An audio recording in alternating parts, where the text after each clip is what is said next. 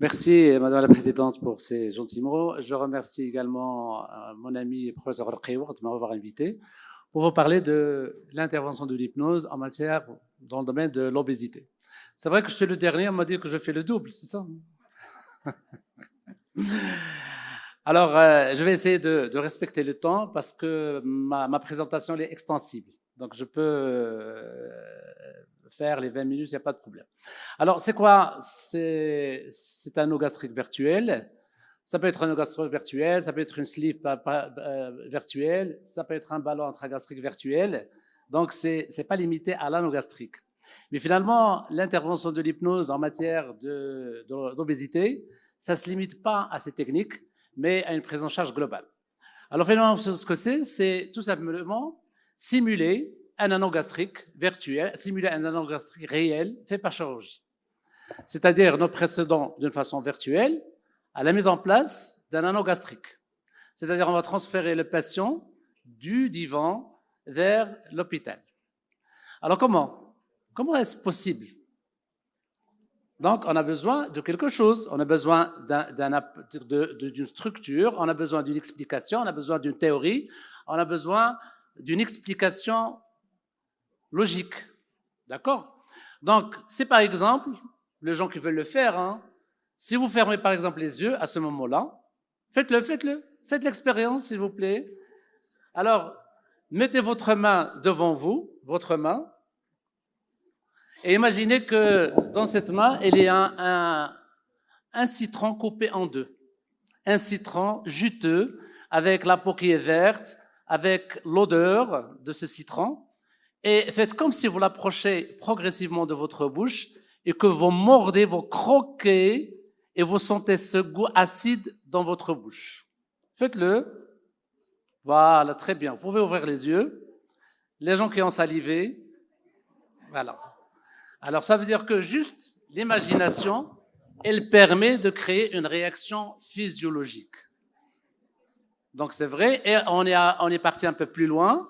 C'est-à-dire, on a pris des gens, on leur a parlé de mots qui évoquent le noir. Le noir, obscurité, l'île, etc. Et puis, on a mesuré leurs pupilles. On a trouvé qu'ils sont en mydriase. Et puis, on les a mis dans une salle, on leur a parlé de soleil, lumière, éclair et tout. Et on a vu leurs pupilles, ils sont en myosis. Donc, ceci, c'est... Attends, il y a quelque chose qui... Voilà. C'est l'importance de l'imagination et l'importance des mots. Donc, ça, c'est une étude en bas et l'expérience est connue du citron. Et ceci est important. Merci, mon ami. C'est important, c'est l'imagination, mais aussi le pouvoir des mots, parce que les mots, ils peuvent aider, et les mots également, ils peuvent nuire. C'est important, c'est pour ça qu'avec nos patients, on doit choisir les mots adéquats. Et ceci, ça vient d'où? Le domaine où on travaille beaucoup sur l'imagination, c'est le monde sportif, avec les sportifs, avec les blessés, et on sait que l'imagination, l'imaginaire n'est pas uniquement construction d'images, mais c'est une expérience corporelle, sensorielle, contextuelle. Donc, le fait de parler de ça, il y a une base physiologique, une base neurologique. Il y a une étude qui est très intéressante. On a pris des gens, on leur a fait imaginer qu'ils vont rencontrer des amis. Et il va y avoir un certain nombre de choses. On leur a passé des IRM fonctionnels et on a vu qu'il y a une stimulation, un hypermétabolisme d'une structure, c'est le cortex préfrontal qui est stimulé préférentiellement. Et ce cortex préfrontal, c'est le traitement de risque, c'est de la peur et surtout la prise de décision.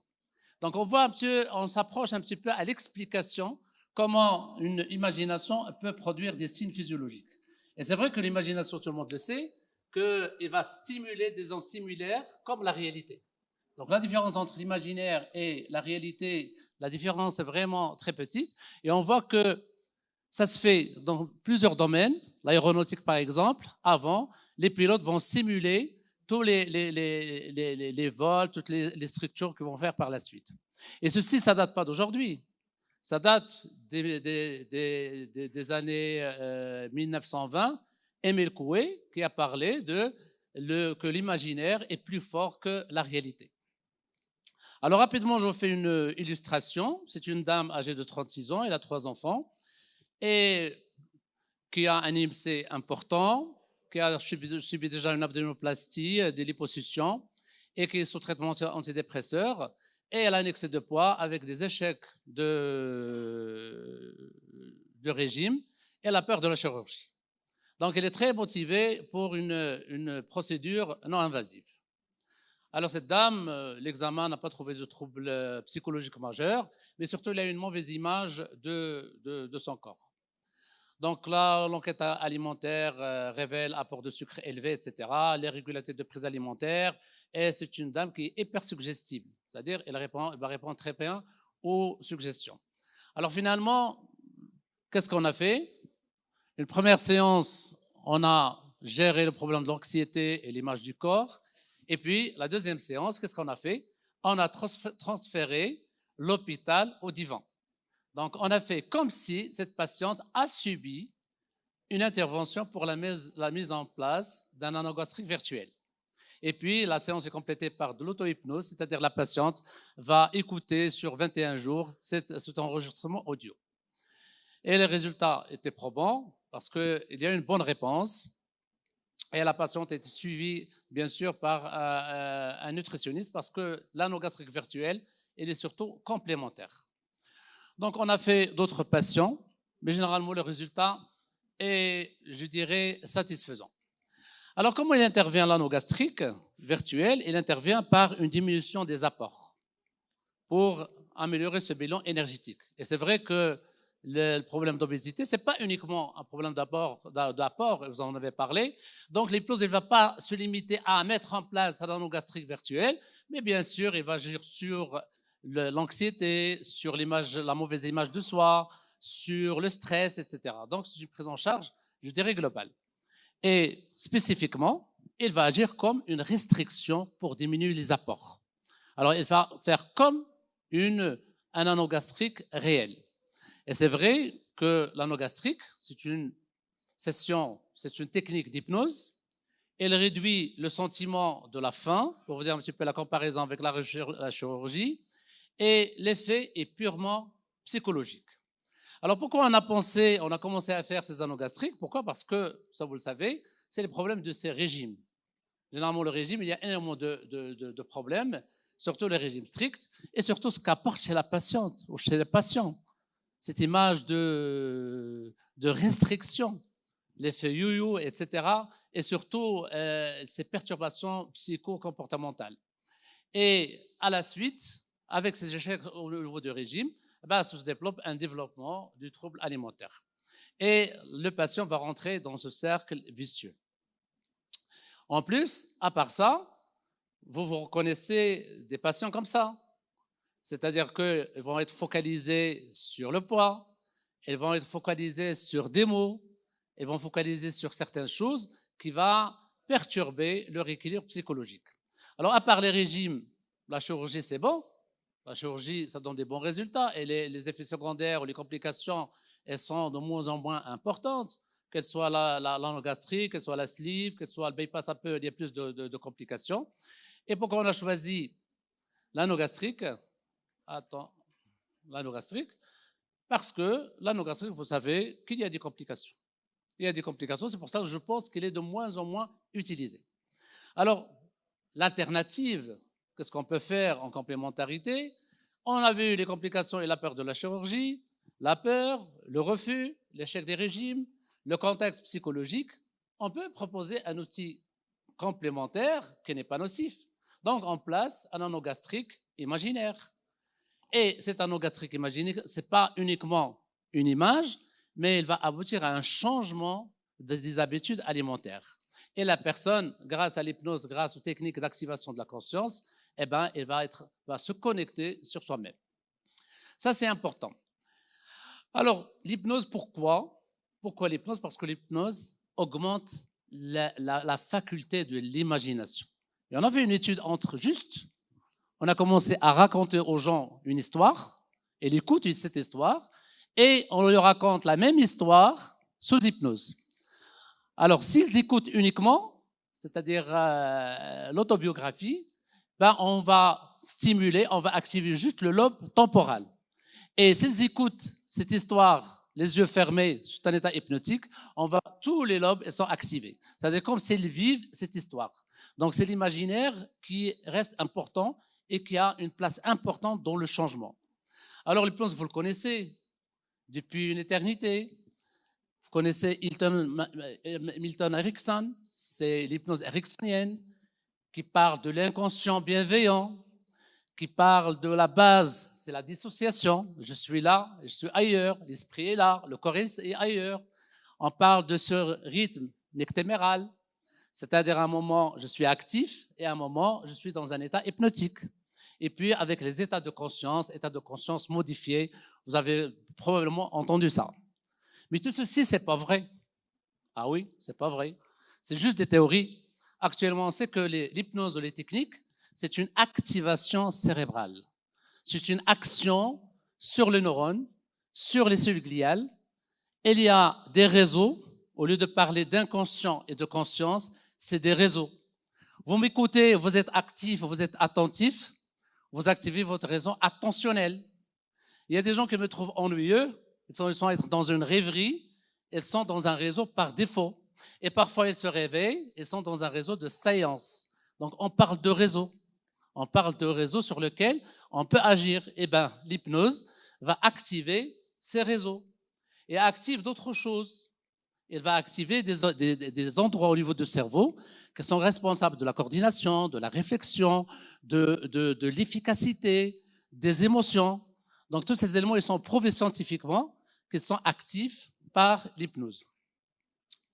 Alors, il y a des études et par exemple, l'étude sur l'effet de l'hypnose sur la dyspepsie. On a trouvé que sous hypnose, il y a une amélioration des symptômes à court terme et à long terme par rapport à un traitement placebo, par rapport à des médicaments. C'est pour ça qu'il est né cette idée de mettre un nasogastrique virtuel. C'est deux Espagnols et une Anglaise qui ont imaginé, pourquoi ne pas utiliser l'hypnose pour que la personne va imaginer qu'elle a un nasogastrique virtuel. Donc, c'est la visualisation dans un processus de croyance. Et ces croyances vont modifier ses comportements alimentaires. La personne va résoudre des problèmes sous-jacents qui peuvent être à l'origine de ce trouble alimentaire et va éviter l'alimentation émotionnelle qui est due à un certain nombre de choses et puis le stress qui entraîne des problèmes et le faible estime de soi, tous ceci vont être corrigés par ces séances d'hypnose. Alors le fonctionnement, tout simplement, c'est simple. On va faire croire à la personne que son estomac est rétréci, donc elle va manger un petit peu, elle va s'arrêter. C'est un peu de stratagème, un peu de manipulation, mais la personne va manger moins, elle va provoquer les choses. C'est pour ça que la personne va imaginer que son estomac est rétréci, et par la suite, tout simplement, elle va préparer l'alimentation un peu la quantité inférieure, basse. Et ceci, ça modifie la sensorialité. En pratique, c'est quoi? La personne qui est obèse, elle est dans un inconfort. C'est pas bien. Soit elle va regretter parce qu'elle n'a pas fait de régime quand elle était petite, dans le passé, soit elle souffre parce que son image est perturbée, soit elle a peur d'être handicapée. Donc, c'est un inconfort qui peut un petit peu perturber la personne. Alors là, qu'est-ce qu'on leur propose? On leur propose un changement déjà dans la compréhension. On part de l'inconfort et en utilisant un certain nombre de procédés, d'outils qui vont activer son cerveau pour arriver au confort. Et parmi ce processus, il y a l'anneau gastrique virtuel qui rentre dans une prise en charge globale. Donc le fait, c'est tout simplement passer de l'inconfort, la mauvaise masse de soi, la polyphagie, le grignotage, pour être dans un état de confort optimal. Alors le fonctionnement de cette technique est très simple, c'est-à-dire la personne, tout simplement, va subir cette intervention et c'est vrai qu'il a connu un essor commercial important. Mais quand elle est mal utilisée, eh bien, il y a des échecs. C'est vrai que cette étude qui a fait des séances collectives pour l'anneau gastrique, eh bien, on n'a pas trouvé de différence entre une simple relaxation et la séance qui utilise l'anneau gastrique virtuel. Alors, c'est probablement l'étude la plus importante, qui n'a pas donné de supériorité à l'anneau gastrique virtuel, mais il y a des critiques dans cette étude. Premièrement, c'est une étude collective. Ce n'est pas une prise en charge individualisée. Et deuxièmement, on n'a pas pris la peine d'adhérer ou bien d'inclure des conseils diététiques. Donc, c'est pour cela que le résultat n'était pas probant. Alors, le protocole est le suivant. On fait une première séance, deuxième séance, troisième séance. Le protocole, c'est que, tout simplement, sur le divan, on va faire vivre à la personne comme si, effectivement, elle a fait un anneau gastrique virtuel, avec tous les détails. La personne va s'allonger sur le divan, les yeux fermés, et on va commencer dès la première consultation avec le chirurgien. On fait tout le procédé de la chirurgie. Donc, le médecin ou l'implantothérapeute, il va parler, et puis la personne, elle va écouter, et chaque mot qu'on écoute, on fait une image. Donc, le mot crée une image, et l'image crée une modification du comportement. Et par la suite, qu'est-ce qu'on fait? C'est-à-dire, on fait les détails de la rentrée jusqu'à la sortie, et c'est pas fini. On donne les consignes post-opératoires. Et ces consignes, il y a des consignes qui sont imaginaires, mais on va demander à la personne, du moment que dans votre imaginaire, vous avez un anneau gastrique, eh bien, vous préparez moins de quantité d'aliments. Et les personnes adhèrent. Donc, en quelque sorte, la personne reste maîtresse de sa façon de s'alimenter. Eh bien, il n'y a pas que ça. Vous avez peut-être entendu parler de pacemaker gastrique. Le pacemaker gastrique qui permet d'implanter des électrodes au niveau de l'estomac qui vont stimuler, qui vont détecter, qui vont envoyer des impulsions que la personne va être rassasiée. On peut le faire sous hypnose et ça donne aussi de bons résultats. Alors le temps, il reste 2 minutes pour vous parler d'autre chose. C'est à côté de l'anneau gastrique, on doit gérer autre chose sous hypnose. On doit gérer l'anxiété, on doit gérer l'image de soi, on doit gérer la frustration, on doit gérer comment cette personne réagit avec l'alimentation. Donc l'image de soi, surtout des anomalies comme la dysmorphophobie. Donc on a des techniques pour ça. Et toujours passer de l'inconfort vers le confort. Donc on va renforcer l'estime de soi, on va améliorer le rapport avec le corps par une autocompassion. Il y a également un renforcement de l'état de soi. Tout ceci se fait par des séances d'hypnose et d'auto-hypnose. Et en général, qu'est-ce qu'on fait? C'est que le procédé est très simple. On va partir de l'inconfort vers le confort. En utilisant quoi? En utilisant un certain nombre de choses qui permettent d'activer le cerveau. Alors ces choses-là, comme ça je termine, pour être dans le temps, on va utiliser une force que nous possédons tous et toutes. C'est la force agentive. C'est quoi cette force agentive? C'est qu'on est maître de nos actes. Et parfois les gens la perdent.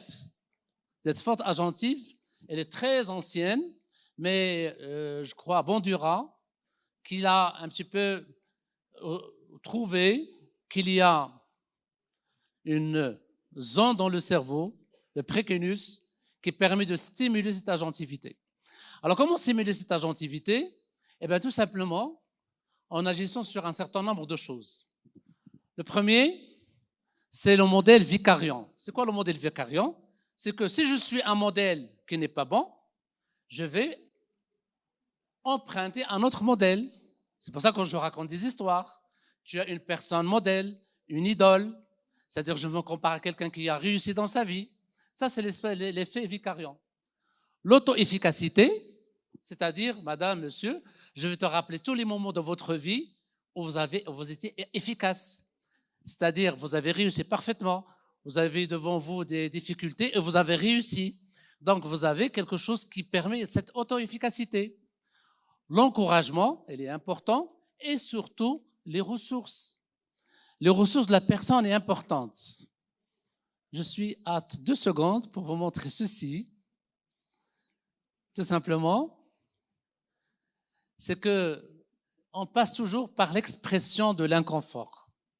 Parce que déjà la personne, quand il va dessiner son inconfort, qu'il va l'imaginer, il est toujours dans la voie du changement.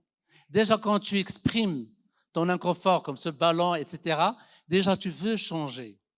Et par la suite, l'image du but, c'est déjà un but vers le changement. Et là, qu'est-ce qu'on met à droite? J'ai mis les ressources de la personne. Alors, on parle plus d'obésité, on parle plus de perte de poids, on parle juste d'une façon métaphorique. Et le cerveau aime bien les métaphores. Par exemple, cette personne, elle se sent lourde, attachée, qu'elle ne peut pas bouger. Et son rêve, c'est de s'envoler, d'être légère. Alors, cette personne, ce que je vais lui faire, je peux lui proposer un anneau gastrique virtuel, mais quand même, je vais parler comment aller de la lourdeur vers la légèreté, en utilisant par exemple des souvenirs d'apprentissage, en lui parlant des histoires, en parlant des contes, et la personne qui est dans un état de conscience activée va accepter ceci. Et je termine, mesdames et messieurs, pour ne pas vous retenir, on est à la fin de la journée, par ceci, c'est que devant les personnes qui ont des compulsions alimentaires, n'oubliez pas la cohérence cardiaque. Stimulez le nerf 10, le vague, soit par la respiration, je termine, soit par la stimulation de l'oreille, permet de bloquer les compulsions. Et à la fin, l'obésité, c'est ça. C'est la dernière diapo. C'est l'activité physique qui a été montrée qui est très importante. C'est les techniques d'activation de la conscience. C'est les diététiques. Et parfois, ou souvent, dans les obésités morbides, l'intervention chirurgicale et bien sûr les médicaments. Et je vous remercie.